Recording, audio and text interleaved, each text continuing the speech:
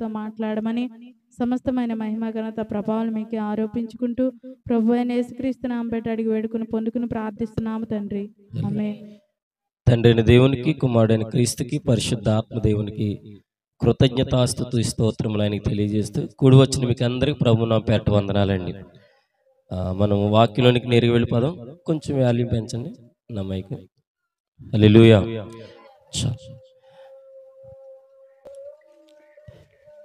తండ్రిని దేవునికి, కుమారుడైన క్రీస్తుకి, పరిశుద్ధాత్మ దేవునికి కృతజ్ఞతాస్తుతులు ఆయనకి తెలియజేస్తూ గతించిన దినాలన్నీ దేవుడు కృపచేతను ఆయన కనికరము చేతను మనం కాపాడినందుకు ఆయనకి లెక్కించలేని కృతజ్ఞతలు తెలియజేస్తూ కూడి వచ్చిన మిమ్మల్ని అందరినీ దేవుడు బహు ఉన్నతంలో దీవించునుగాక. ఆమేన్, ఆమేన్. వాక్యంలోనికి నేరుగా వెళ్ళిపోదాం. కీర్తన గ్రంథము 106వ అధ్యాయము, కీర్తన గ్రంథము 106వ అధ్యాయము 35వ వచనం. 106:35. అన్యజనులతో సహవాసము చేసి వారి క్రియలు నేర్చుకొనిరి, వారి యొక్క క్రియలను నేర్చుకొనిరి. హల్లెలూయా, హల్లెలూయా. 39వ వచనం చదువుదాం. అక్కడే 39వ వచనం. తమ క్రియల వలన వారు అపవిత్రులైరి, తమ నడవడిలో వ్యభిచరించిన వారైరి. హల్లెలూయా, హల్లెలూయా, హల్లెలూయా. ఇక్కడ మనం ఆలోచన చేస్తే ఈ దావీదు కీర్తనకారుడు రాసిన ఈ 106వ దావీదు కీర్తనలో దేవుడు స్పష్టమైన మాట మనకు చెప్తున్న మాట మొట్టమొదటిది అంటే అన్యజనులతో సహవాసము చేసి వారి క్రియలను నేర్చుకున్నారంటున్నాడు. 39లోకి వచ్చేటప్పటికి తమ క్రియల వలన వారు అపవిత్రులు అయిపోయారు. హల్లెలూయా, హల్లెలూయా, హల్లెలూయా. 2024లో నువ్వు ఎలా బ్రతికావో ఏమిటో నీకు తెలుసు. నువ్వు క్రైస్తవుడిగానే బ్రతికావు, కానీ అన్యజనులతో సహవాసం చేసావు. 2024 అంత క్రైస్తవుడిగానే బ్రతికావు, కానీ నీ సహవాసము అన్యజనులతో సహవాసం వెళ్ళిపోయింది. దేవుడు అంటున్నాడు, అన్యజనులతో సహవాసము చేసి వారి క్రియలను నేర్చుకున్నారు. ఎవరి క్రియలు? అన్యజనులు చేసిన ఆ యొక్క క్రియలను నేర్చుకున్నారు. ఎందుకు నేర్చుకున్నారు అని ఆలోచన చేస్తే వారికి ఇష్టమైన పద్ధతులు, వారికి ఇష్టమైన ఆలోచనలు, వారికి ఇష్టమైన నడక, వారికి ఇష్టమైన కార్యాలు, వారికి ఇష్టమైన పద్ధతులు, వారికి ఇష్టమైన ఆలోచనలతో కూడిన పనులు వారు చేసుకుంటూ వెళ్ళిపోయారు. ఇది 2024లో. ఎందుకనంటే వారు సహవాసము ఎవరితో చేశారంటే అన్యజనులతో చేశారు. హల్లెలూయా. అన్యజనులతో నీవు సహవాసము చేసి 2024 అంతా నువ్వు గడిపేశావు. ఈ 2025లో ఎవరితో సహవాసం చేస్తున్నావు? ఎవరితో సహవాసం చేయాలనుకుంటున్నావు? ఎవరితో సహవాసం చేస్తే నీకు లాభం అనుకుంటున్నావు? ఎవరితో సహవాసం చేస్తే నీ బ్రతుకు మారుతుంది అనుకుంటున్నావు? ఎవరితో సహవాసం చేస్తే నీకు దీవెన కలుగుతుందని అనుకుంటున్నావని ప్రభు ప్రశ్నిస్తున్నాడు. దైవజనాంగమా, అన్యజనులతో సహవాసము క్రైస్తవుడిగా ఉండి చేస్తున్నావా? లేదంటే క్రైస్తవ్యంలోనే ఉంటూ అన్యజనుల ఆచారాలు, అన్యజనుల పనులు, అన్యజనుల మాటలు, అన్యజనుల తలంపులు, అన్యజనుల ఆకార కృతులు కలిగినటువంటి పనులకు నువ్వు వడిగట్టి పరిగెడుతున్నావా అని ప్రభు ప్రశ్నిస్తున్నాడు. 2024 అంతా కూడా క్రైస్తవుడిగానే బ్రతికావు, కానీ అన్యజనులతో సహవాసం చేశావు. క్రైస్తవుడిగా బ్రతికావు, అన్యజనులతో సహవాసము చేశావు. క్రైస్తవుడిగానే ఉన్నావు, నీ నడకంతా అన్యజనుల్లాగే ఉండిపోయింది. క్రైస్తవుడిగానే ఉన్నావు, నీ సహవాసమంతా అన్యజనుల సహవాసంగానే ఉండిపోయింది. క్రైస్తవుడిగానే ఉన్నావు, వారి యొక్క క్రియలను నేర్చుకున్నావు. హల్లెలూయా. 2024 అంతా ఇదే క్రియలు చేసావు, ఇదే తలంపులు, ఇదే మనస్తత్వం, ఇదే ఆలోచన. మరి 2025లో ఏంటి నీ ఆలోచన? 2025లో ఏంటి నీ తలంపు? 2025లో ఏంటి నీ ఆలోచన? ఏంటి నీ నడక ఎక్కడికి వెళ్తాది, ఎలా తీసుకెళ్తావు, ఎలా ఆలోచిస్తున్నావు, ఏ రీతిగా బ్రతుకుతాం అనుకుంటున్నావు, ఎలా ప్రయాణించాలనుకుంటున్నావు, ఎలా ప్రయత్నాలు చేయాలనుకుంటున్నావు. అన్యజనులతో సహవాసము చేసినట్లుగా క్రైస్తవుడిగా ఉండి నీ కుటుంబంలో అదే ప్రవర్తన, అదే తలంపు, అదే నడక, అదే ఆలోచన, అదే విధానం నీలో కనిపిస్తున్నప్పుడు దేవుడు అంటున్నాడు, తమ క్రియల వలన వారు అపవిత్రులైపోయారు. హల్లెలూయా. నీ పనుల వలన నువ్వు అపవిత్రుడు అయిపోయావు. నీ తలంపు వలన నువ్వు అపవిత్రుడు అయిపోయావు. నీ మాట వలన నువ్వు అపవిత్రుడు అయిపోయావు. నీ నడక వలన నువ్వు అపవిత్రమైపోయావు. నీ చూపు వలన నువ్వు అపవిత్రమైపోయావు. కింద అంటున్నాడు, తమ నడవడిలో వ్యభిచరించిన వారైరి. హల్లెలూయా. ఇక్కడున్న నీవు నేను దైవజంగమ 2024లో మన నడక ఎలా ఉంది, మన పడక ఎలా ఉంది, అవన్నీ మనము రీకాల్ చేసుకుంటే, ఒక్కసారి మనం జ్ఞాపకం చేసుకుంటే మన బ్రతుకుకి మనమే తీర్పు తీర్చుకోవాలి. మన బ్రతుకుకు మనమే తీర్పు తీర్చుకోవాలి. ఎదుటివాడి బ్రతుకుకి మనం తీర్పు తీర్చడం కాదు, ఎదుటి వ్యక్తిని ఏలుతు చూపించడం కాదు, ఎదుటి వ్యక్తి పట్ల అసభ్యంగా ప్రవర్తించడం కాదు, ఎదుటి వ్యక్తి పట్ల అసౌకర్యం కలిగిన మాటలు మాట్లాడడం కాదు. నువ్వు నేర్చుకోవాల్సింది ఏంటంటే నిన్ను నువ్వుగా విమర్శించుకో.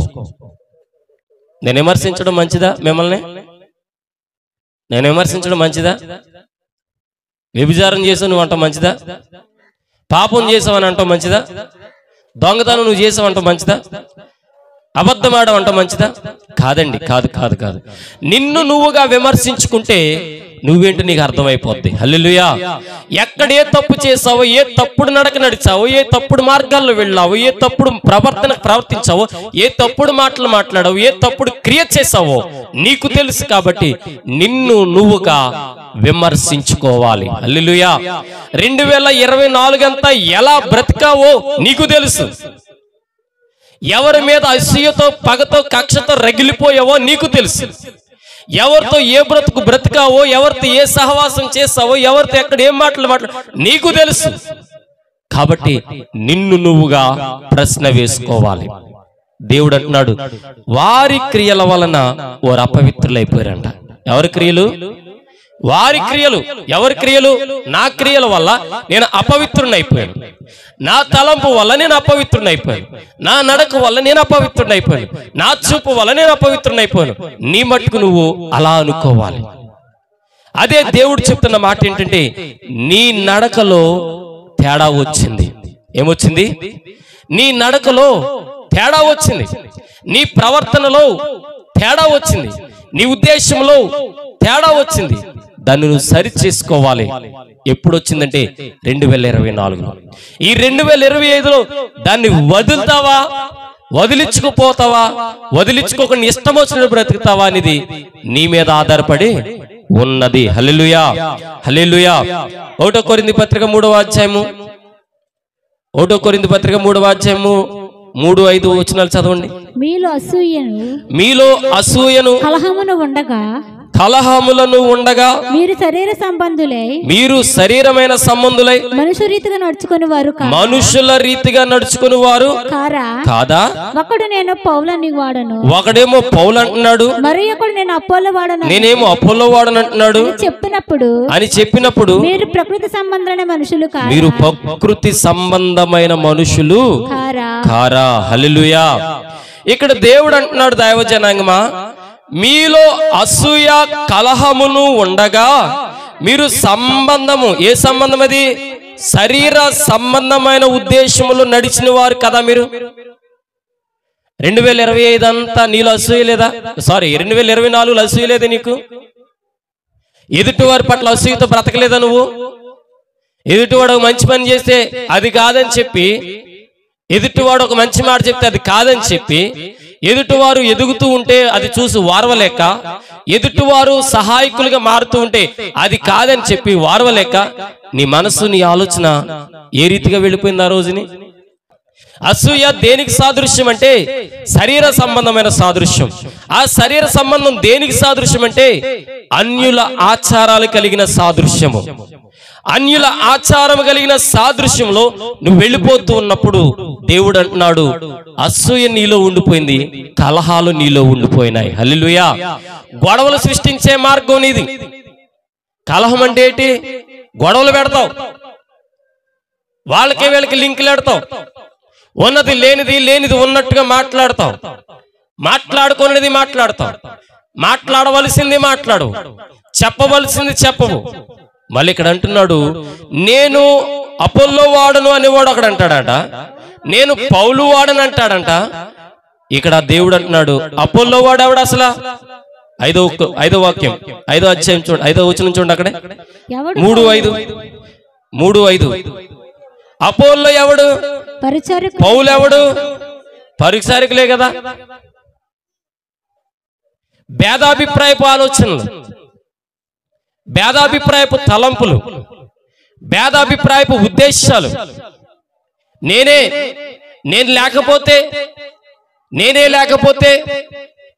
అపోల్లో వాడెవడు? పౌలు ఎవడు? అసలు నువ్వెవడివి? నేను లేకపోతే అవుద్దా? నేను లేకపోతే జరిగిద్దా? నేనే లేకపోతే ఇంతమంది వస్తారా? నేనే లేకపోతే ఎవరు రారు? నేనే లేకపోతే ఇదేమీ జరగదు, నా వల్లే. ఇది కలహాలకు మార్గం. కలహాలు పుట్టించావు, కలహాలు సృష్టించావు. 2024 అంతా ఇదే బ్రతుకావు. అసూయతో, అక్కసుతో, కలహాలతో బ్రతికి నీ అంతటి నువ్వేమైపోయావంటే దేవుడికి వ్యతిరేకంగా మారిపోయావు. హల్లెలూయా, హల్లెలూయా. దేవుడు అంటున్నాడు, అపోల్లో ఎవడు అసలు? పౌలు ఎవడు? అపోల్లో వాడు ఎవడు అసలు? పౌలు ఎవడు అసలు? అసలు నేనేవాడిని? మీకు అందరికి చెప్తున్నాను, అసలు నేనేవాడిని? మీరందరూ దేవుని బిడ్డలు తప్ప నాకు దాసోహమైన వాళ్ళు మీరు కాదు. మీరెవరు? దేవుని బిడ్డలు. అని దేవునికి సొత్తైన బిడ్డలు మీరు. హల్లెలూయా. దేవునికి సొత్తైన బిడ్డలుగా ఉన్న మిమ్మల్ని గురించి నేనేమనాలి తెలుసా? నీ ప్రజలు ప్రవ్వా అనాలి. నేను ఏమనాలి? నేను నీ ప్రజలు ప్రభా అనాలి. మనం ఏమంటాం తెలుసా? నేనే గనక లేకపోతే ఏమంటాం? నేనే గనక రాకపోతే, నేనే గనక ఈ పని పురమాయించకపోతే, నేనే గనక ఈ పని చేయకపోతే, నేనే గనక ఈ క్రియకు నేను రూపం దాల్చకపోతే అంటాం. దేవుడు అంటాడు, అపోల్లో ఎవడు అసలు? పౌలు ఎవడు అసలు? జాన్ ఎవడు అసలు? భూమి మీద బతికి కొన్నాళ్ళు ఉంటాడు, తర్వాత పోతాడు. ఎవరు కావాలి దేవుడికి? ఎవరు కావాలి?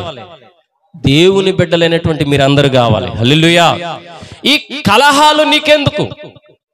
అందుకే దేవుడు అంటున్నాడు, దైవజనాంగమా, నీ నా వ్యక్తిగత జీవితాల్లో అపోల్లో వాడు ఎవడని ప్రశ్నించాడంటే నిన్ను నువ్వుగా విమర్శించుకో. పౌలు వాడు ఎవడని చెప్పన్నాడంటే నిన్ను నువ్వుగా విమర్శించుకో ముందు. అపోల్లో వాడు ఎవడన్నాడంటే నిన్ను నువ్వుగా విమర్శించుకో ముందు. అసూయ నీలో ఉంటే విమర్శించుకో. అద్దం దగ్గరికి వెళ్ళండి, సింప్రదాలు వేసుకుని వెళ్ళండి. ఏమంటారు? సింప్రదాలు వేసుకుని వెళ్తే అద్దం నా ముందుకి నాకు నా గురించి తెలియదు, నువ్వు ఎలాగుంటే అలా చూపిస్తాను ఇలా అన్నదనుకో కదా అంటదే. అప్పుడు నువ్వేం చేస్తావు తెలుసా? ఎమ్మటిని ఎలాగనుకుని ఎక్కడుంటే అక్కడ తుడుచుకుని, లేదంటే వెళ్ళి మొహం కడుక్కుని, అప్పుడు తల మీద దువ్వనేసి కాస్తంత పౌడర్ వేసుకుని అప్పుడు వచ్చి నిలబడితే అప్పుడు అంటదే వెరీ గుడ్ అంటది. అంతేనా? దేవుడి దగ్గరికి వెళ్ళేటప్పుడు నిన్ను నువ్వుగా విమర్శించుకుని సిద్ధం అవ్వాలి. నిన్ను నువ్వుగా అద్దంలో చూసుకోవాలి. అసలు నేనేంటి, నా బ్రతుకేంటి, నా తలంపేంటి, నా ఉద్దేశం ఏంటి, నేనేంటి, నా ప్రవర్తన ఏంటి, నా నడకేంటి, నా కార్యాలు ఏంటి, నా ప్రవర్తనకు సంబంధించిన నడకేంటి అని చెప్పేసి నిన్ను నువ్వుగా అద్దం దగ్గరికి వెళ్ళేటప్పుడు నువ్వు కనబడాలి. ఎలా కనబడాలంటే కరెక్ట్ గా కనబడాలి. హల్లెలూయా. మరి నువ్వు నేను ఎలా ఉన్నావు? 2024 ఎలాగున్నావు? 2025 వచ్చాక ఎలాగున్నావు? 2025 వచ్చి 5 రోజులు అయిపోయింది. అప్పుడు ఆల్రెడీ ఎన్ని రోజులు అయిపోయింది? ఎన్ని రోజులు? 5 రోజులు. ఈ 5 రోజులు ఏం మారావు నువ్వు? ఏం మారావు? ఏమైనా మారిందా నీకు? మార్పు ఏమైనా వచ్చిందా? మార్పు ఏమైనా కల్పించిందా నీలో? హల్లెలూయా, హల్లెలూయా. మార్పు లేని మనస్తత్వం, మార్పు లేని నడక, మార్పు లేని ఆలోచన, మార్పు లేని తత్వాలు నీలో ఉంటే నిన్ను నువ్వుగా విమర్శ చేసుకోవాలి. హల్లెలూయా. ఇంకో మాట చదువు, అక్కడే 1 కొరింథీ పత్రిక 11:31 11:31. అయితే మనలను మనమే విమర్శించుకొనిన ఎడల తీర్పు మనము పొందకుండా పోదుము. హల్లెలూయా, హల్లెలూయా. ఏం చేయాలంట మనం? చదవండి, అందరూ ఒకసారి చదవండి. అయితే మనలను మనమే ఏం చేసుకోవాలి? ఉందా బైబిల్లో? నేను రాశానా? అయితే మనలను మనమే విమర్శించుకొనిన ఎడల ఏమవుతామంట? ఎవరి ద్వారా? హల్లెలూయా. ఇప్పుడు నీకు తీర్పు రావాలంటే నువ్వేం చేయాలి? ఎదరోళ్ళని విమర్శించాలా?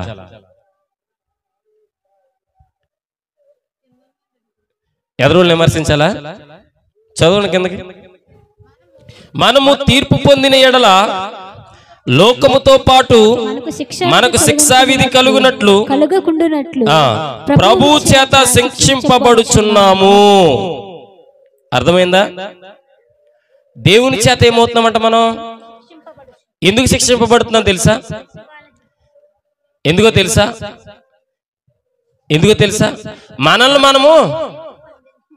మనల్ని మనము విమర్శించుకుంటేనే దేవుడి ద్వారా తీర్పు పొందుతాం. మంచి తీర్పు వస్తుంది మనకి. భక్తి చేసావు 2024 అంతా. ఏమైందా భక్తి? 2024 అంతా 52 వారాలు నీ దృష్టిలో, నీ జీవితంలో, నీ బ్రతుకులోకి వచ్చినాయి. 365 రోజులు, ప్రతి సెకను, ప్రతి నిమిషము, ప్రతి గంట, ప్రతి వారం నీ జీవితంలోకి వచ్చింది. ఎప్పుడన్నా నిన్ను విమర్శించుకున్నావా? ఎప్పుడన్నా నిన్ను నువ్వు విమర్శించుకున్నావా? నేను అంటాను నేను మోసం చేశానండి. అప్పుడు నేనేం చేయాలి? నా చెయ్యి నా ఎంపిక పెట్టుకోవాలి. నేనేమనాలి? నువ్వు తిట్టుకున్నావు ఎప్పుడన్నా తిట్టుకున్నావా? ఎదరోళ్ళు మాత్రం బాగా తిడతావు. ఎదరోళ్ళు మాత్రం బాగా కనిపిస్తాయి నీకు. నీ ఈపు నీకు కనిపిస్తుందా? నీ ఈపు ఇంకోటి కనిపిస్తుంది, ఆడి ఈపు నీకు కనిపిస్తుంది. కానీ నీకు కనిపించినా నీకు అనిపించవు. నీకు కనిపించినా అవి నీకు అనిపించవు. కనిపిస్తాయి కానీ అనిపించవు. అనిపించిన దినాన్న నీకు దేవుడు చక్కటి తీర్పు తీరుస్తాడు. హల్లెలూయా. అక్కడే అంటున్నాడు, మనము తీర్పు పొందిన ఎడల లోకముతో పాటు మనకు శిక్షావిధి కలుగుకుండానట్లు ప్రభు చేత శిక్షింపబడుచున్నాము. శిక్షావిధి కలుగకుండా ఉండునట్లు దేవుని చేత ఏం చేస్తున్నామంట? శిక్షింపబడుతూ ఉన్నాము. హల్లెలూయా. దైవజనంగా ఆలోచన చేయండి. నిన్ను నువ్వుగా విమర్శించుకో. నీలో ఏ తప్పు ఉందో నీకు తెలుసు. నీలో ఏ లోపం ఉందో నీకు తెలుసు. నీలో ఏ చెత్త ఉందో తెలీదా? తెలీదా? హల్లెలూయా, హల్లెలూయా. దేవుని ద్వారా నువ్వు తీర్పు పొందకుండా ఉండునట్లు నువ్వు జాగ్రత్త పడాలంటే నిన్ను నువ్వుగా విమర్శ చేసుకోవాలి. హల్లెలూయా. ఎదుటి వారిని విమర్శించడం కాదు, నిన్ను నువ్వుగా విమర్శన చేసుకోవాలి. తప్పు చేస్తే తప్పు అయిపోయిందని ఒప్పుకోవాలంతే. ఏదన్నా చెడ్డ పని చేస్తే చెడ్డ పని చేశాను అని ఒప్పేసుకోవాలి. నేను చేసిందే రైటు, ఎదుటివాడు చేసింది తప్పు అన్నావంటే తప్పు ఆడిది కాదు కానీ నీదే తప్పు. ఎదుటివాడు చేసింది రాంగ్, నేను చేసింది రైట్ అన్నావంటే నువ్వు చేసింది రాంగ్ అవుతుంది, ఎదుటివాడు చేసింది రైట్ అవుతుంది. అందుకే అంటున్నాడు, లోకముతో పాటు తీర్పు పొందకుండా ఉండునట్లు దేవుని చేత శిక్షను నువ్వు గురి కాకుండా ఉండాలంటే నిన్ను నువ్వుగా విమర్శించుకో. ముందు ఏం చేయాలి? విమర్శించుకో. ఎలా విమర్శించుకోవాలి?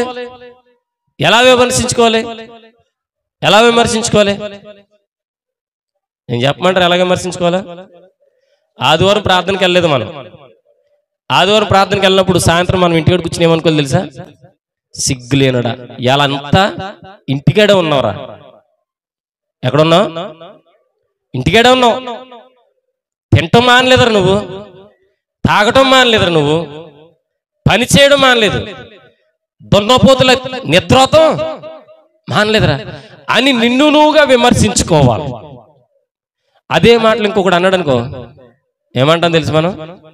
అబ్బా నువ్వు కాబట్టి ప్రార్థనకి వెళ్ళావని మమ్మల్ని తిడుతున్నావా అంట మనమా? మనలను మనము విమర్శించుకుంటే ఎదుటి వ్యక్తి మనల్ని విమర్శించిన అవసరం లేదు. మనలను మనము సరి చేసుకుంటే ఎదుటి వ్యక్తి వచ్చి మనల్ని సరి చేయవలసిన అవసరం లేదు. మనలను మనము కరెక్ట్ గా బ్రతకడానికి చూపించి నడకను చూపిస్తే ఎదుటి వ్యక్తికి మనము కనబడము. హల్లెలూయా. సామెతల గ్రంథము 15వ అధ్యాయం 11వ వచనం చదవండి. 15:11. పాతాళమును అగాధ కూపమును యెహోవాకు కనబడుచున్నవి. నరుని యొక్క హృదయములు మరీ తేటగా ఆయనకు కనబడతాయి కదా. హల్లెలూయా, హల్లెలూయా, హల్లెలూయా. నీ హృదయం ఎలాగుందో దేవుడికి బాగా అది గుర్తెట్టుకో. నీ హృదయము ఎలా మాట్లాడుతుందో బాగా దేవుడికి తెలుసు.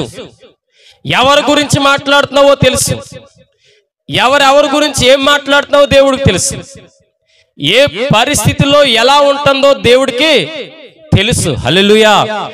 అందుకే ఓ భక్తుడు రాశాడు, ఏ పాట అంటే, హృదయ అంతరంగమును పరిశోధించు యేసయ్యా, మనసు మర్మం ఎరిగిన మహనీయుడా. అర్థమైందండి? ఏం పాట అది? మనసున్న మంచిదేవా, నీ మనసును నాకు ఇచ్చావా, మలినమైన నా మనసు మలినమైపోయిన దాన్ని మనిషిగా దిగివచ్చి దాన్ని శుద్ధిని చేసి మనిషి యొక్క మనసులో ఉన్న మర్మాన్ని దేవుడు తెలుసుకున్నాడంట. హల్లెలూయా. మీ మనసులో ఉన్న మర్మాన్ని నేను చెప్పగలనా?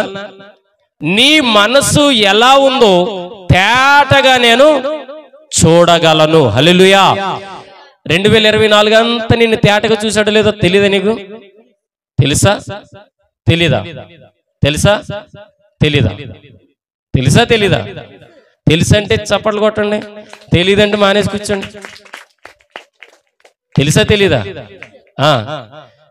నరుని యొక్క హృదయము తేటగా చూస్తాడంట. 2024 నిన్ను మొత్తం చూశాడు. ఎక్కడ ఏ అసూయ విత్తనం విత్తావో, ఎక్కడ కలహములు కలిగిన పంట విత్తావో, ఎక్కడ ఏ గొడవ సృష్టిద్దామని చూసావో, ఎవరెవరికి ఏమేమి చెప్పావో, ఎవరెవరిని గ్రిప్పులో పెట్టుకోవాలని చూసావో, ఎవరెవరిని నీ చేతిలో ఉంచుకోవాలని చూసావు, ఇవన్నీ దేవుడు ఏం చేశాడు తెలుసా? జాగ్రత్తగా తేటగా చూసి ఉన్నాడు. హల్లెలూయా. ఆయనకు అన్నీ తెలుసండి. ఏం తెలుసు? అన్నీ తెలుసండి. అంటే ప్రతి హృదయాన్ని తేటగా చూస్తాడు. ఇది మనము చాలా జాగ్రత్తగా ఉండాలి.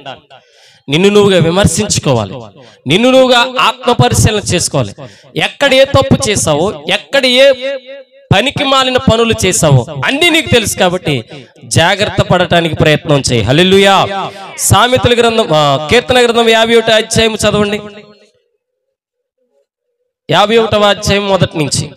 దేవా నీ కృప చొప్పున నన్ను కరుణింపుము, నీ కృప చొప్పున నన్ను కరుణింపుము, నీ వాత్సల్య బాహుల్యము చొప్పున, నీ వాత్సల్యము బాహుళ్యము చొప్పున నా అతిక్రమములను తుడిచివేయుము, నా యొక్క అతిక్రమములను తుడిచివేయుము, నా దోషము పోవునట్లుగా, నా యొక్క దోషము పోవునట్లుగా నన్ను బాగుగా కడుగుము, నన్ను బాగుగా కడుగుము, నా పాపము పోవునట్లు, నా పాపం పోవునట్లు నన్ను పవిత్రపరచుము, నన్ను పవిత్రపరచుము, నా అతిక్రమములు నాకు తెలిసే ఉన్నవి, నాకు తెలిసే ఉంది, నా పాపం ఎల్లప్పుడు నా ఎదుటే ఉన్నది, నీకు కేవలము నీకే విరోధముగా నేను పాపము చేసి ఉన్నాను, నీ దృష్టి ఎదుట నేను చెడు నడతను చేసి ఉన్నాను. హల్లెలూయా, హల్లెలూయా, హల్లెలూయా.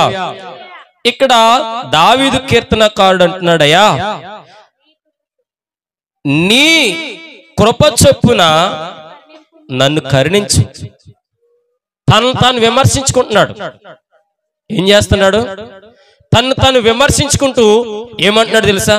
నా దోషం పోయేనట్లు, నా దోషం పోయేలాగున, నా దోషం పోయేనట్లుగా బాగా నన్ను కడుగు ప్రభువా అంటున్నాడు. హల్లెలూయా, హల్లెలూయా. ఇప్పుడు ఒకవేళ నాకు కోపం వచ్చి కానీ, ఒకవేళ మీరు చేస్తున్న పనులు బట్టి నాకు చిరాకు వచ్చి కానీ, ఒక్క మాట కానీ మీ ముఖం మీద చెప్పాను అనుకో, మీ ఇంటర్నల్ వ్యూ అంటే చెప్పమంటారా? మీ ఇంటర్నల్ వ్యూ అంటే తెలుసా? పాస్టర్ గారికి అసలు 10 మంది ఉన్నారని తెలీదు. 10 మందిలో కూడా లేపేసి ఏం చేసి నువ్వు మరి 10 మందిలోనే చేస్తున్నావు, అక్కడ సిగ్గు ఉండదు నీకు. ఆ 10 మందిలోనే మాట్లాడుతున్నావు, అప్పుడు సిగ్గు ఉండదు. కానీ నీకు సిగ్గు బాధ ఎప్పుడు వచ్చేది తెలుసా? పాస్టర్ గారు కనుక లేపి నిలబెట్టి ఇది తప్పు అన్నాడు అనుకో, ఏమంటా? అవసరమైతే సంఘం మానేస్తా. నేను అంటాను మానేసినా పర్లేదు, నువ్వు వెళ్తూ 10 మందిని తీసుకోవచ్చు, వెళ్ళిపోవచ్చు, ప్రాబ్లం లేదు. ఎందుకో తెలుసా? నువ్వు ఉన్న ఏరు కుళ్ళిపోయింది, నీతో ఉన్న మిగతా ఏర్లు కుళ్ళిపోతాయి. ఆ కుళ్ళిపోయిన ఏరు మనం ఇప్పుడు తీయలేదు అనుకో, రేపొద్దున తీద్దామంటే చెట్టు అంతా పాకేశాక చెట్టే పోతుంది. దావీదు గారు అంటున్నాడు, అయ్యా నీ కరుణతో, నీ కృపతో నన్ను కరుణించి నా పాపాన్ని తుడిసేయి, నా రోత బ్రతుకును తుడిసేయి, నా అతిక్రమం నాకు తెలిసే ఉన్నాయి అంటున్నాడు. హల్లెలూయా. ఇక్కడ ఉన్న నీవు నేను కూడా ఏ అతిక్రమము చేయలేదా? ఏ అక్రమము చేయలేదా? ఏ పాపము చేయలేదా? ఏ పాపకుయుక్తులు మనం పన్నలేదంటే పన్నాం. పన్నినవన్నీ 2024లో మన కళ్ళ ఎదుట ఉన్నాయి. ఎక్కడున్నాయి? మన కళ్ళ ఎదుటే ఉన్నాయి, మన కళ్ళ ముందే కనబడుతున్నాయి, మన కళ్ళ ముందే అవి కనిపిస్తూ ఉన్నాయి. అయితే వాటిని మనం ఏం చేయాలి తెలుసా? దేవుణ్ణి అడగాలి. ఏమనంటే, ప్రభువా నీ దృష్టి ఎదుట నా చెడుతనము చేసి ఉన్నాను కాబట్టి జాగ్రత్తగా వాటన్నిటిని ఎదుట ఒప్పుకొనుచు విడిచిపెట్టడానికి ప్రయత్నం చేస్తున్నాను ప్రభువా అంటున్నాడు. అక్కడ 4వ వచనం చివరిలో చదవండి. దేవుడంట మనము విమర్శ చేసుకోకపోతే, ఒకవేళ విమర్శ చేసుకుంటే రెండాటికి ఒక జవాబు చెప్తున్నాడు. కావున ఆజ్ఞ ఇచ్చినప్పుడు నీవు నీతిమంతుడుగా అగపడుదువు, తీర్పు తీర్చినప్పుడు నిర్మలుడుగా అగపడుదువు. హల్లెలూయా. అంటే దేవుడు నీకు తీర్పు తీర్చేటప్పుడు ఆయన సత్యవంతుడిగా కనిపిస్తాడంట. దేవుడు నీకు తీర్పు తీర్చేటప్పుడు నిర్మలమైన మనస్తత్వం కలిగిన వాడిగా కనిపిస్తాడంట. దేవుడు నీకు తీర్పు తీర్చేటప్పుడు నిన్నుగా విమర్శించుకున్నావో లేదో గమనిస్తాడంట. ఏం చేస్తాడు? గమనిస్తాడు. మరి ఇక్కడున్న నీవు నేను దైవజనగమా, ఎలా ఉంది నీ మనస్సు? ఎలా ఉంది నీ తలంపు? ఎలా నడిచావు ఈ రోజుల్లో? ఇప్పటి వరకు ఎలా బ్రతికావు? ఇప్పటికీ అలాగే బ్రతికి ఎప్పటికీ అలాగే బ్రతికితే ఇక నీ జీవితంలో ఎన్ని సంవత్సరాలు వచ్చినా వ్యర్థమే. హల్లెలూయా. అంకెలు మారుతున్నాయి కానీ నీలో మార్పు కనిపిస్తలే. నీలో మార్పు కనిపించాలంటే సంవత్సరానికి ఒక బుద్ధి మారాలి నీలో. ఏం మారాలి? సంవత్సరానికి ఒక తలంపు మారాలి నీలో. సంవత్సరానికి ఒక ప్రవర్తన మారాలి నీలో. సంవత్సరానికి నేను ఒకటని ఎందుకంటాను తెలుసా? నీలో ఉన్నాయన్ని మారాలంటే మార్చుకోలేవు నువ్వు. నీకు ఈగో సెన్స్ ఎక్కువ. ఏంటది?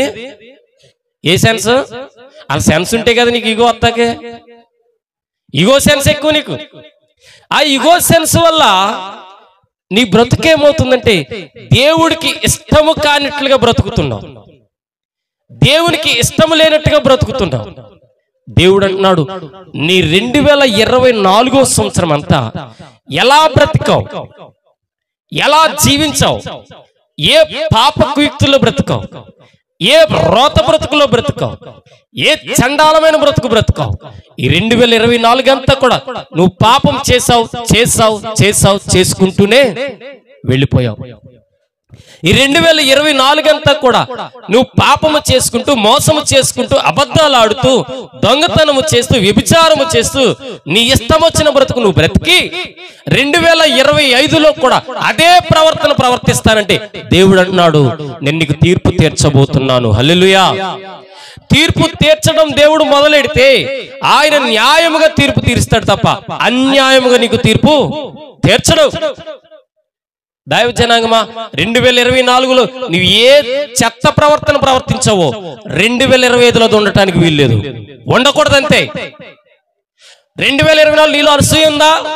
దాన్ని చంపాలి. నువ్వు చంపకపోతే నువ్వు మనిషివే కాదు అసలు. 2024లో నువ్వు దొంగతనం కలిగిన మనస్తత్వం కలిగి ఉందా? అది చంపాలి. నువ్వు చంపకపోతే నువ్వు మనిషివే కాదు. 2024లో కలహాలు కలిగిన మనస్తత్వం కలిగి ఉన్నావా? దాన్ని నువ్వు చంపాలంటే ఈ లోకంలో, లేకపోతే నువ్వు మనిషివే కాదు. పాపము చేస్తే పాపాన్ని చంపేయి, చంపకపోతే నువ్వు బ్రతుకు దేవుడికి తేటగా కనిపిస్తాది. హల్లెలూయా, హల్లెలూయా, హల్లెలూయా. 2024 అంతా దేవుడికి విరోధంగా చేసిన ప్రతి పాపం 2025లో నీలో ఉండకూడదు. అది గుర్తుపెట్టుకోవాలి. 2025లో అది ఉన్నదంటే ఇక నీవు ఎన్ని సంవత్సరాలు దేవుని సన్నిధికి వెళ్ళినా, ఎన్ని సంవత్సరాలు దేవుని మందిరానికి వెళ్ళినా, ఎన్ని సంవత్సరాలు ఆదివారం ఆరాధనకు వెళ్ళినా వ్యర్థం, వ్యర్థం, వ్యర్థం. హల్లెలూయా, హల్లెలూయా. క్రైస్తవుడు అనుకుంటున్నావు కానీ నీ క్రియలు అన్యజనుల వలె ఉండిపోయినాయి. క్రైస్తవుడు అని చెప్తున్నావు కానీ నీలో అసూయ అలాగే ఉండిపోయింది. క్రైస్తవుడు అని చెప్తున్నావు కానీ నీలో కలహాలు కలిగిన మనస్తత్వం అక్కడే ఉండిపోయింది. ఎప్పుడు చంపాలి దాన్ని? ఎప్పుడు చంపుతావు? ఎప్పుడు దాన్ని తొక్కుతావు? ఎప్పుడు దాన్ని భూమిలో పాతుతావు? ఎప్పుడు పాతుతావు? ఎప్పుడు పాతుతావు? పాతి 2025 సంవత్సరంలో మళ్ళా అది కనిపించిందా నువ్వు మనిషివే కాదక్క. దేవుడు అంటున్నాడు, నిన్ను నువ్వుగా విమర్శించుకో, నిన్ను నువ్వుగా విమర్శించుకో. నిన్ను నువ్వుగా విమర్శించుకుంటేనే తప్ప దేవుడికి ఇష్టమైన బ్రతుకు నువ్వు బ్రతకలేవు. నిన్ను నువ్వుగా విమర్శించుకోకపోతే దేవుడు నీ జీవితంలోకి ఎప్పుడు కూడా ఆయన అనుకున్న కార్యాలను చెయ్యలేడు. హల్లెలూయా, హల్లెలూయా. దేవుడు నీ పట్ల కార్యాలు జరిగించాలంటే ఒకే ఒక్క మార్గం, నిన్ను నువ్వుగా విమర్శించుకో, నిన్ను నువ్వుగా విమర్శ చేసుకో, నిన్ను నువ్వుగా విమర్శించుకో. నాకు ఇలా చేశాను ప్రభా, నేను ఈ బ్రతుకు బ్రతికాను ప్రభా, ఇది నీకు విరుద్ధం అని నిన్ను నువ్వుగా విమర్శించుకుంటే శుద్ధ హృదయాన్ని నీకు దేవుడు కలుగజేస్తాడు. హల్లెలూయా. 10వ వచనం చదవండి అక్కడే ఆఖరిగా. దేవా, దేవా, నాయందు శుద్ధ హృదయము కలుగు చేయుము, నాయందు శుద్ధ హృదయమును కలుగు చేయుము, నా అంతరంగములో స్థిరమైన మనస్సును నూతనముగా పుట్టించుము. హల్లెలూయా. కొంతమంది మనస్తత్వాలు స్థిరంగా ఉండవు. శుద్ధ హృదయము నీలో ఉండాలంటే క్రీస్తు మనస్తత్వం కలిగి జీవించిన బ్రతుకులు నీలోకి రావాలి. దైవజనగమా, మనము మన ఇష్టం వచ్చిన బ్రతుకు బ్రతకటానికి లేదు. మన ఇష్టం వచ్చిన బ్రతుకు బ్రతికితే దేవుడికి సంతోషం కాదు. అసలు నీకు ఇష్టమైన బ్రతుకు కాదు కానీ దేవుడికి ఇష్టమైన బ్రతుకు బ్రతకాలి. హల్లెలూయా. 2024 అంతా నీ ఇష్టం వచ్చిన బ్రతకమేమో నాకు తెలియదు కానీ ఒకవేళ ఆ బ్రతుకే మళ్ళా రిపీట్ అయితే, ఒకవేళ ఆ బ్రతుకే మరలా రిపీట్ అయితే సీను రివర్స్ అయిపోద్ది. అది గుర్తుపెట్టుకో. ఏమవుద్ది? సీన్ అంతా రివర్స్ అయిపోద్ది. సీను రివర్స్ అయిందా సిన్సియారిటీ పోద్ది, నీలో సెన్స్ ఉండదు, ఇంకా నీకు నీ బ్రతుకుకి అర్థం ఉండదు, ఇంకా నీ దేవుడికి నువ్వు విలువలివ్వని వ్యక్తిగా నువ్వు మారిపోతావు. ఎక్కడున్న నీవు నేను దైవజనమా 2024 ఎలా బ్రతుకామో తెలియదు, ఎలా జీవించామో తెలియదు. వాటన్నిటికీ దేవుడి దగ్గరికి వెళ్ళి విమర్శించుకుని అంతట నువ్వు ఈ తప్పు చేశాను ప్రభా, ఈ పాపం చేశాను ప్రభా, ఈ మోసం చేశానయ్యా, ఈ విధంగా దగా చేశానయ్యా, ఈ కుట్ర చేశానయ్యా, ఈ కార్యాల్లో నేను ఒడిగట్టాను ప్రభు అని నిన్ను నువ్వుగా విమర్శించుకుంటేనే తప్ప నీకు తీర్పు దేవుడు క్షేమంగా తీర్పు తీర్చడు. హల్లెలూయా. దేవుడు నీకు క్షేమంగా తీర్పు తీర్చాలంటే నిన్ను నువ్వుగా విమర్శించుకోవాలి. ఎదుటి వాళ్ళని విమర్శించొద్దు సమా. ఎదుటి వాళ్ళని విమర్శించడానికి అధికారం ఎక్కడా లేదు. అసలు ఎదుటి వారికి తీర్పు అసలే తీర్చొద్దు. ఆడ అలాగండి, ఈయన ఎలాగండి, ఆవిడ అలాగండి, అతను అలాగండి, మరి నువ్వెలాగండి? తీర్పు తీర్చే తీర్పరవా? తీర్పు తీర్చే తీర్పరగా ఉన్నావంటే నీకు తీర్పు తీర్చబడతాది. నిన్ను నువ్వుగా విమర్శించుకుంటే విమర్శకు తగినట్టుగా దేవుడు నీకు సహాయకుడిగా మారిపోతాడు. ఎంతమంది విమర్శించుకుందాం? ఎంతమంది విమర్శించుకుందాం? నేను ఆల్రెడీ రోజు విమర్శించుకుంటాను. నాకు తెలుసు పొద్దున్న నుంచి సాయంత్రం వరకు ఎన్ని తప్పులు చేస్తాను నాకు తెలియదు. మాటల్లో చేయొచ్చు, తలంపుల్లో చేయొచ్చు, ఆలోచనలో చేయొచ్చు, చూపుల్లో చేయొచ్చు, ఒక ఉద్దేశాల్లో చేయొచ్చు. దేవుని ఆత్మ నీతో ఉండాలి. నిన్ను నువ్వు విమర్శించుకో అంతే. 2024 ఏ తప్పు చేసావో ఆ తప్పులని నీకు తెలుసు కాబట్టి నిన్ను నువ్వుగా విమర్శ చేసుకోవాలను. హల్లెలూయా. చేసుకోకపోతే నీకు దేవుడు నీ దగ్గరికి వచ్చి మాట్లాడడు. మాట్లాడటానికి దేవుడు ఇష్టపడడు. దేవుని శక్తి నీకు అనుగ్రహించబడాలంటే నిన్ను నువ్వుగా విమర్శించుకోవాలి. హల్లెలూయా.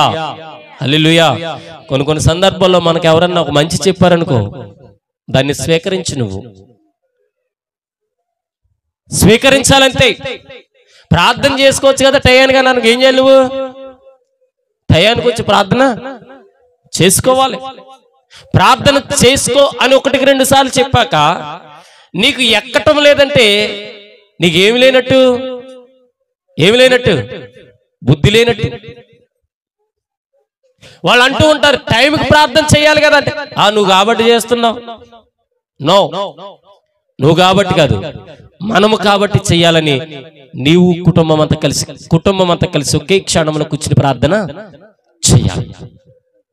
దేవుడు అంటాడు దైవజనం, విమర్శించుకుని నిన్ను నువ్వు విమర్శించుకుంటేనే నీ కుటుంబానికి ఆశీర్వాదం, విమర్శించుకుంటే నీ కుటుంబానికి దీవెన, విమర్శించుకుంటే నీ కుటుంబానికి మేలు. నీ బ్రతుకుకి అర్థం లేని పక్షాన నీ బ్రతుకులో ఎప్పుడు కూడా దేవుని దీవెన చూడవు. విమర్శించుకుందాం దైవజనమా. దేవుడికి వ్యతిరేకమైనవి ఏమైతే ఉన్నాయో ఈ 2025లో మన జీవితాలు పాటించకుండా ఉండటానికి ప్రయత్నం చెయ్యాలి. చేయటమే కాదు కానీ ప్రజలకు నీలో ఉన్నదాన్ని చూపించాలి. హల్లెలూయా. నిన్ను చూడగానే ఈ క్రైస్తవుడు పలానా సంఘబిడ్డ అనేలాగా ఉండాలి. అప్పుడే దేవునికి మహిమ వస్తుంది తప్ప నీ ఇష్టం వచ్చిన బ్రతికి గతంలో మరలాది బ్రతుకు బ్రతికితే చాలా కష్టం. హల్లెలూయా. ఆ కష్టతరమైన జీవితాన్ని దేవుడికి ఇష్టంగా చూపించొద్దు. కష్టతరమైన జీవితాన్ని దేవుడికి ఇష్టతరంగా చూపించాలంటే నిన్ను నువ్వుగా విమర్శించుకో. ఆ విమర్శ ద్వారా దేవుడు నీకు దీవెనిస్తాడు. ఆ దీవెన ఆశీర్వాదం నీకు నాకు మెండుగా కలుగునుగాక. ఆమేన్. ప్రార్థన